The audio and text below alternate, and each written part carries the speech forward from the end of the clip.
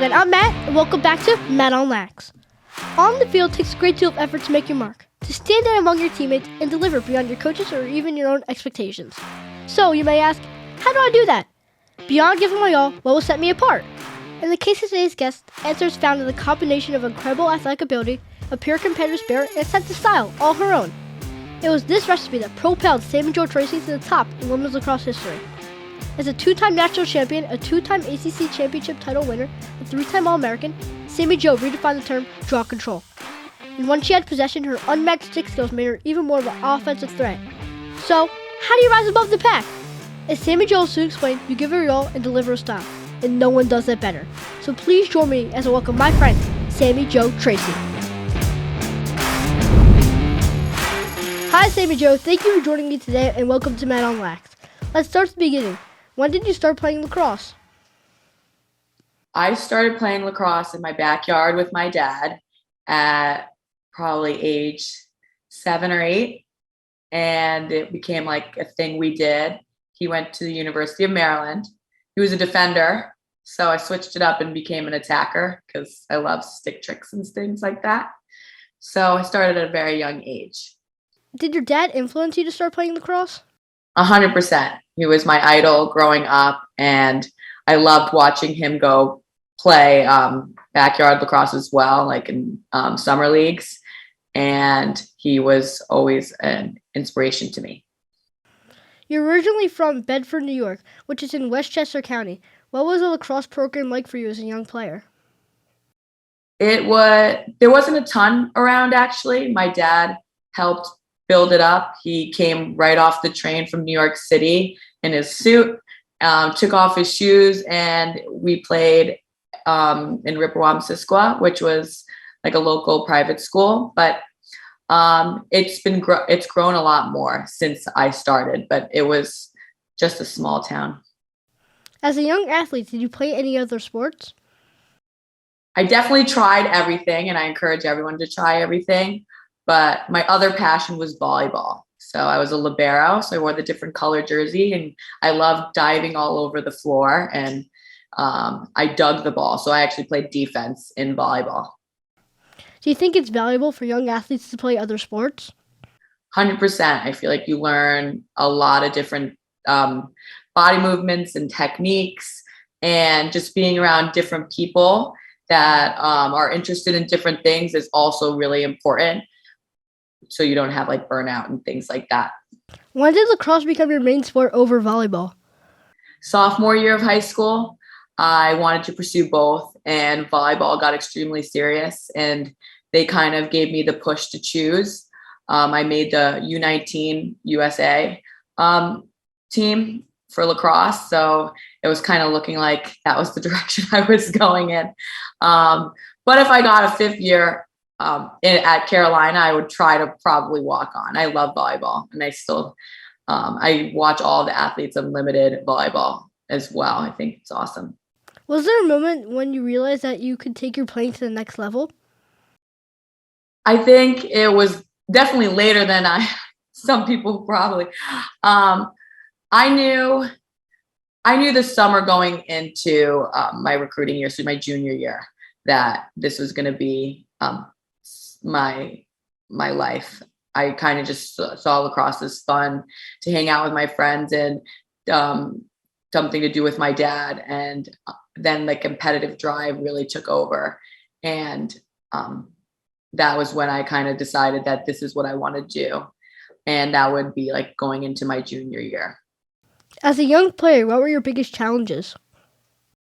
Oh, that's a good one. My size was really small. Being undersized was tough, but I think it gave me that big attitude that definitely helps on the field. And then in college, I got injured. So injury was something I battled with constantly. And it is hard when you get injured, but it teaches you a lot about patience, and you get a different perspective of the game, maybe sitting on the sideline and watching it from a coach's view. So even though I did not like being injured, it definitely helped shape the person I am and the player I am today. Many young athletes struggle with self-confidence. How and when did you develop your confidence? I think it's just I'm always editing and trying my best. I think it's all about like a little fake it till you make it, a little bit, and then you become it, and a little bit of manifesting within yourself. I think my mom used to take me to these camps and clinics, and I would go by myself. And I think it's so hard. Usually, want to lean on a friend, and but you got to kind of fake that confidence. Like I got this, and then the more you fake that, you become it, and then you like elude it. It's like a light, and people want to be around it. So just always know, like, when you're going to these things, that you are special and you're there for a reason, and someone's brought you there, whoever it is, and they believe in you, and you should believe in yourself too. So every day, I'm still working on it. 28 years old now. Do you get nervous before your games? Sometimes. But I always say, like, and Jenny, I love this quote from my coach, Jenny Levy. Like, I love feeling those butterflies and nerves, excitement, and getting them flying in all one direction. And that direction is hopefully in the back of the net for me. But yeah, I do get nervous still, but just like a fun excitement more so than like, oh, what's going to happen? Because you never know what's going to happen. That's why we play the game of lacrosse. It's full of surprises. You had a great momentum playing for Coach Broggy at Fox Lane and then head to UNC. What led you to your decision to play for North Carolina? So my dad was a Terp, and I kind of always thought that was where I was going to end up. And luckily I got recruited by a lot of schools, and the ACC was important for me to be in. And I truly wanted to win UNC their first ever national championship. I like that they were the underdog constantly, but always right there. I love Jenny Levy and the coaching staff at Carolina, and North Carolina is nice and warm and was a beautiful campus and a really great school. So it kind of, to me, had everything I've ever wanted when thinking about a college. As a freshman coming off your foot injury, you delivered the game-winning goal against Maryland in triple overtime, which was an epic moment. What was that moment like for you? I still can't explain it to this day. It was it was so surreal. Everything I've been practicing for kind of was a lights out. It was just muscle memory to catch and rip it as hard as I can. I practice that shot all the time. To me, it was just automatic. And I think that is, why we put in that extra work. But it was the most incredible feeling in the world, because that season was extremely hard with ups and downs. And to be able to seal the deal with my best friends is definitely an unbelievable moment. That must have been an unbelievable moment for you. What was it like to play for Coach Levy? She's incredible, and we're still friends to this day. The staff is I just went to her Hall of Fame dinner, and we've grown together, and she's so open-minded about things, and she's constantly changing. And I think that's why she is the best. She's just always changing with the times, and even sometimes a step ahead of it. And it is wonderful to play for someone like that and have her as a mentor for life. Then UNC met Maryland again in your redshirt junior year and won a second national championship. What was that experience also like? It was definitely so different from our first. The first was crazy, and then this one, we were really kind of coming off like this bitter moment of losing the year before. So we had an extra fire in our belly, not only to win, but just, kind of take back what we wanted, and to win with the men who are good friends. And we live with them on the same street, and we just spend so much time together. It was surreal. And to be in the same hotel and fly together and just share that experience, I think it's just, there's nothing like it. It was such a unique time, and for the game of lacrosse and for UNC Chapel Hill as well. That's really cool how you guys both won in the same year. It was crazy. Like, we all live on the same street. We go to Loudermilk, which is where we study together. a lot of my friends actually married men's lacrosse players because, I'm older now. So married guys on the team. So it was truly like out of a storybook. And their season, Coach Bresci is one of the coolest guys I've met, and another great leader of the sport. And him and Jenny's relationship, there's just to me, there's just nothing like it. So we're truly like one big family. I think it's important to note that in 2016, besides winning a second national title, you were the only Tar Heel to score in every game while also setting a record for 108 draw controls in a season, a record you smashed as a senior with 145 in 2017. So I have to ask, when did you start taking draws and who helped you master it? So my journey with the draw, I love one-handed work, and then also being able to control the game. And I think that's where, as face-offs as well, that's where you kind of control it. And I really looked up to Kristen Gelman. She was a 2-time Tewaaraton player at Northwestern, and she really shaped the draw. I used to take the train into New York City and meet her at Central Park, and we would just work on draws and one-handed stick work. And I think that also helped my passion. And then linking up with Greg Grenland also really helped, watching how he molded his face-off academy, how he repetition and things like that helped me get to that next level within myself. Because one thing to break the record, but then to break your own record. And if I didn't have him to look up to, I think I wouldn't have been as successful. So kind of copying what he did. Obviously, face-off is very different, but kind of tweaking it to make it for the draw. Then you signed to play with the WPLL, where you played with the Pride. After COVID, the league announced they were shut down. What was the experience like while you were playing, and how did it feel about the league getting to close? Yeah, I was so excited for the opportunity to have a league, and it was definitely a building year.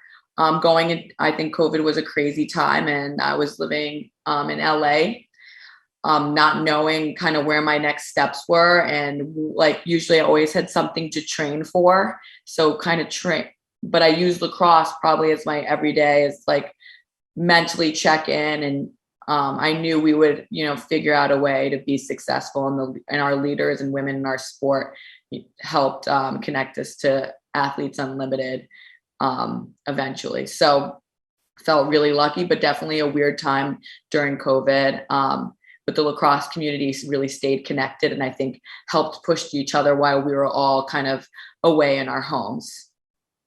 After the WPLL, you signed to Athletes Unlimited. What was the transition like, and how has it been for you?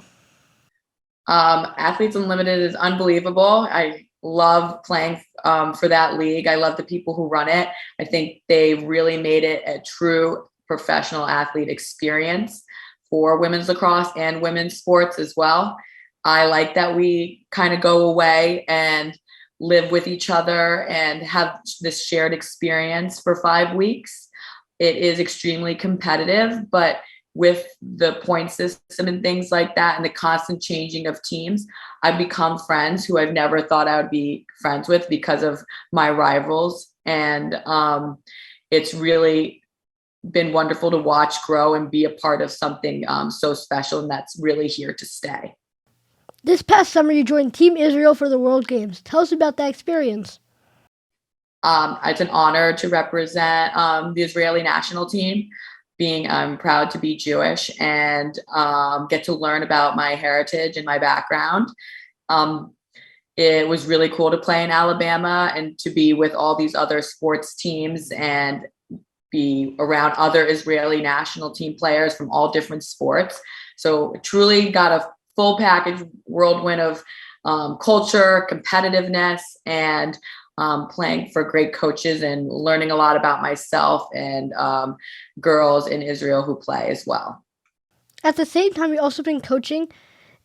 In addition to the Draw Academy, you've coached with youth players with Team 91 as well on the college level at ASU.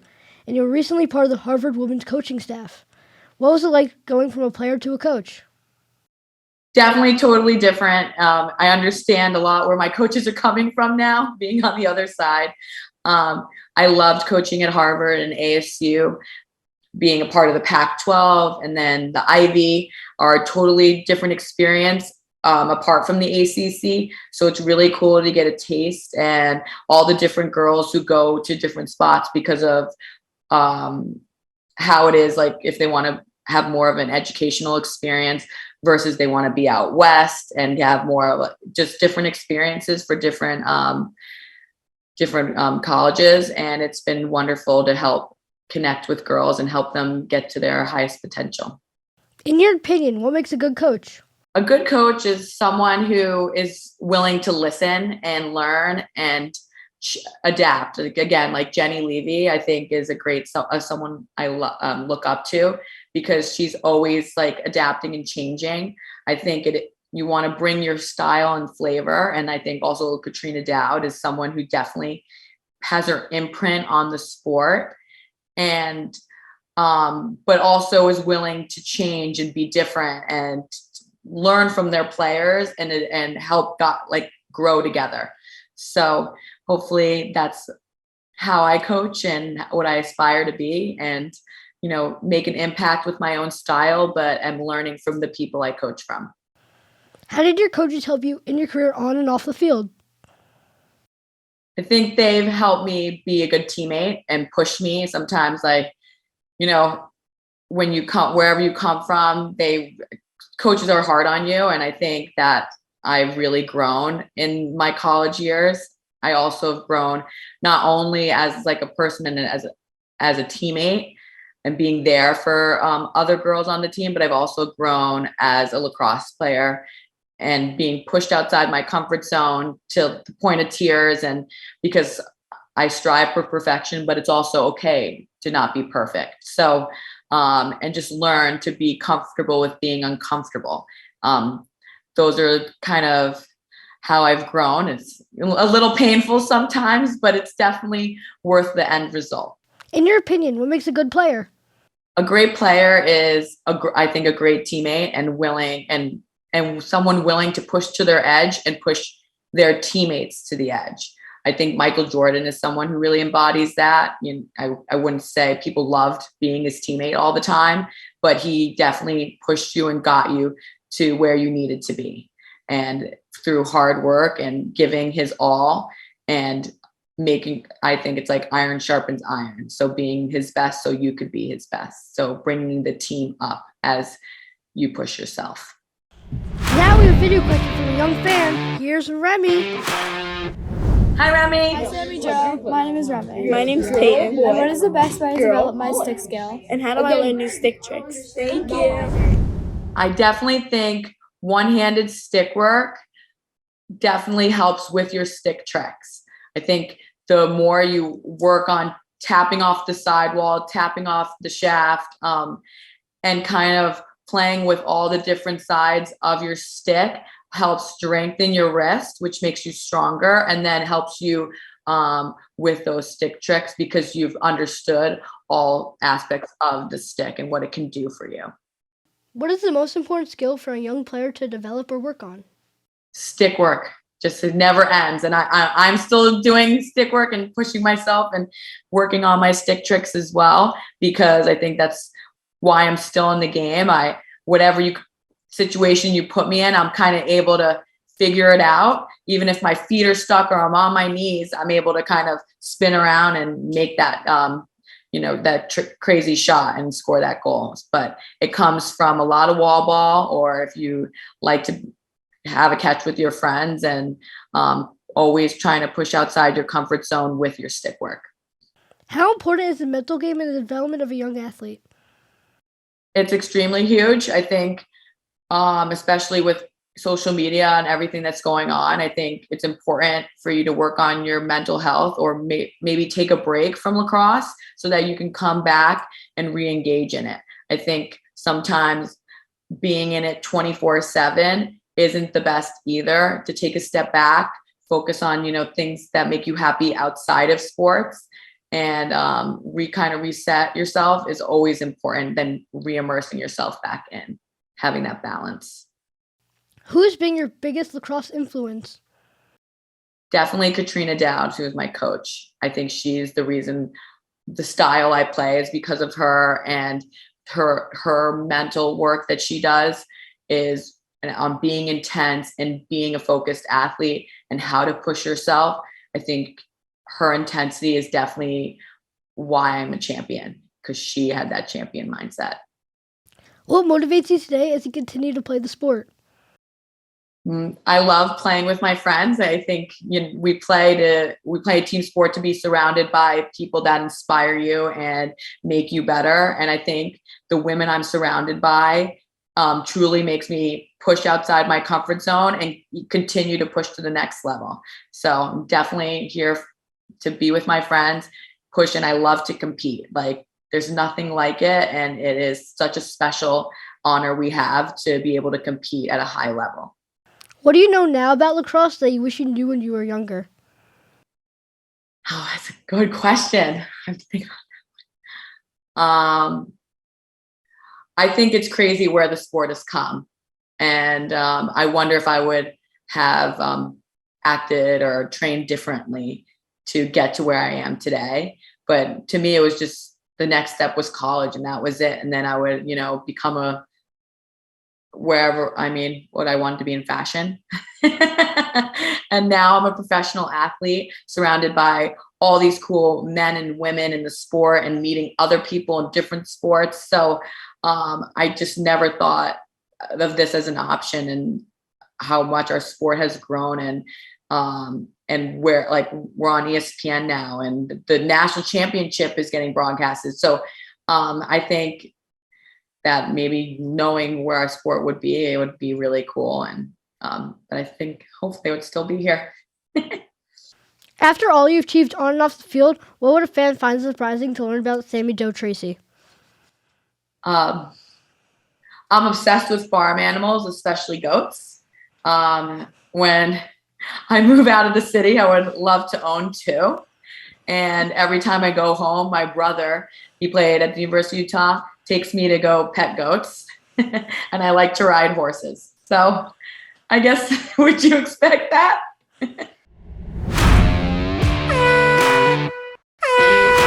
Well, Sammy Jo, get ready first, because it's time for the Mad Attack. Woo! Since you've boldly worn the number 13, here are 13 quick questions. You ready? Ready. 3 words to describe yourself. Funny, silly, aggressive. What did you want to be when you were little? A travel blogger. Who makes you laugh? My brother. What's your favorite snack? Chips. Do you have a nickname? SJ. What is your favorite sports movie?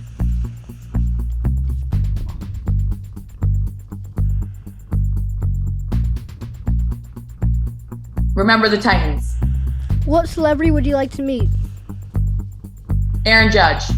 What actress would play you in a movie of your life?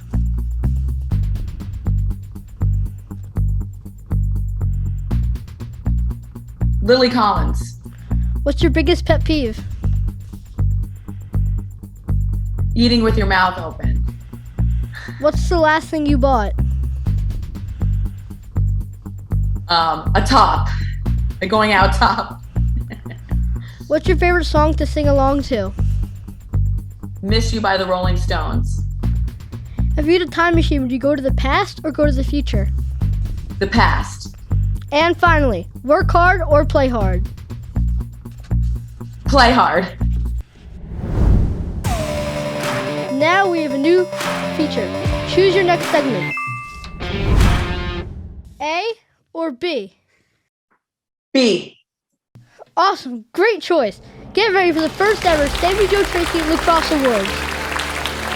I give the category and you choose the winners. The winners can be anyone who ever played lacrosse. Ready? Ready. Favorite attacker? Katrina Dowd. Favorite midfielder? Marie McCool. Favorite defender? Steph Law. Favorite goalie? Megan Ward. Best at the draw? Me. Favorite player to travel with? Alex Ost. 100%. Funniest teammate? Izzy McMahon. Best team spirit? Kaylee Waters. Most competitive teammate? Kaylee Waters. Teammate who is the most fun? Alex Ost. Favorite field or stadium to play in? PPL Park. Woo! Where I won. Who has the best style? Alex Ost. And lastly, who is the best women's player of all time?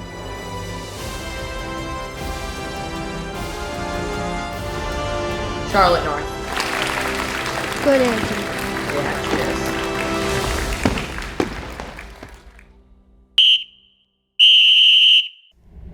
It looks like we have a turnover. Do you have a question for me? Yes, I do. Are you ready? Mm-hmm. No, wait, I got two. Are you ready? Okay, what position do you play? I play attack. Okay, what is your all-star lineup? Who are you playing with? You got two guys in the PLL, and you're the third. Okay, so for my attack line, I'm going to put Grant Ament on it, and Rob Pinnell, and then me. Yeah, that'd be your attack line. And then for midfield, I would put Paul Rabel, Miles Jones, and last person for the midfield. It's gonna be a tricky one. You're going with the big size. I think we gotta do a face-off guy. Yeah. Oh, so face-off guy would be TD Ireland. Oh, wait. And then other face-off guy, Jerry Reganese. Oh, Jerry No, Reganese! Our backup, Greg Renlian. But our guy who's subbing in from the box from our Fogo has to be Tom Schreiber. Yeah. Need someone to feed you the ball. Mm-hmm. And then our defense, I'm going to put Garrett Epple, Jared Newman, and Jack Roulette. You went big. And our goalie has to go with the one and only Big Rig Scotty Rogers. You're going for Scotty? Mm-hmm. We need the big rig. Yeah. I mean, just keep going. You're like, everyone is averaging 6'1", 6'2"? Yeah, we need some big height on our team. Yeah. Just keep the height consistent. Before we leave us today, I have two final questions. Okay. What was the best advice you received as a player and who gave it to you?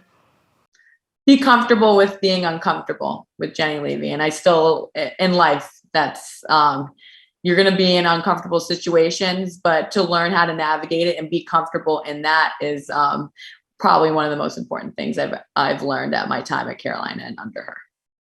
What advice would you give to a young player as they continue to play the sport? To have fun. It is not a job. And if it feels like a job, you need to take a step back. And we play to be surrounded by people that make you better and to enjoy. So never stop being creative and have fun.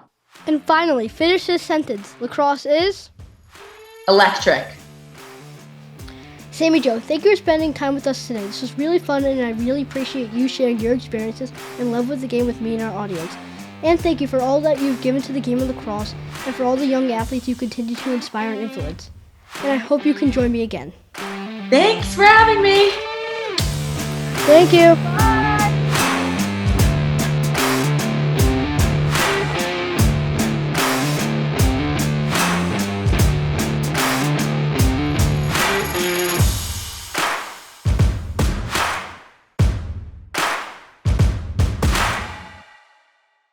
Hey, it's Matt. Go check out my website at mattonlax.com.